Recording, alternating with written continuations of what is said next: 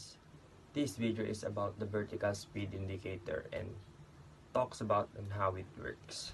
We make this video to help provide information about the vertical speed indicator and to further discuss how the vertical speed indicator works.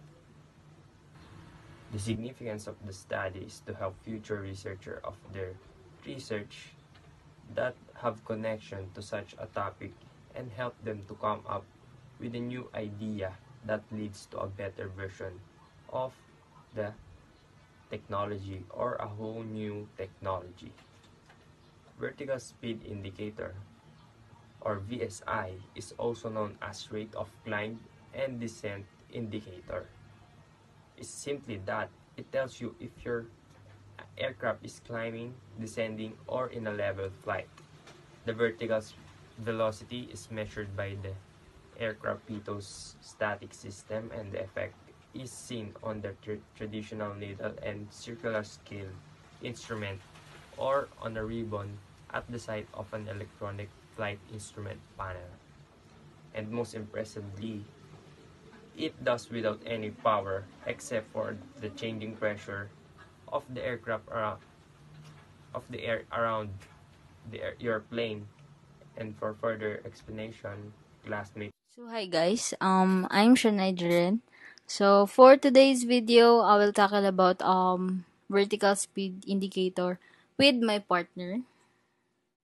So the vertical speed is measured through a mechanical linkage to a diaphragm which is located within the instrument. The area surrounding the diaphragm is vented to the static port through a calibrated leak. So when the aircraft begins to increase altitude, the diaphragm will begin to contract at a rate faster than the calibrated leak, causing the needle to show a positive vertical speed.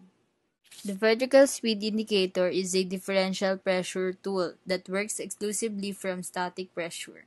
It comprises a diaphragm inside an airtight case with a connecting link and gear ring to the indicator pointer. The reverse of this situation is true when an aircraft is descending.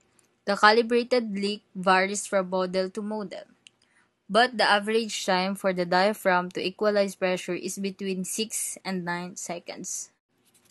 The static pressure reduces as the aircraft ascends even as it decreases in the diaphragm at once. It causes a higher pressure in the casing than the diaphragm, as the calibrated leak makes air out slow, so it causes a pressure difference as it occurs. The diaphragm is pressed forward, and the gears attached to the vertical speed indicator needle help it go forward.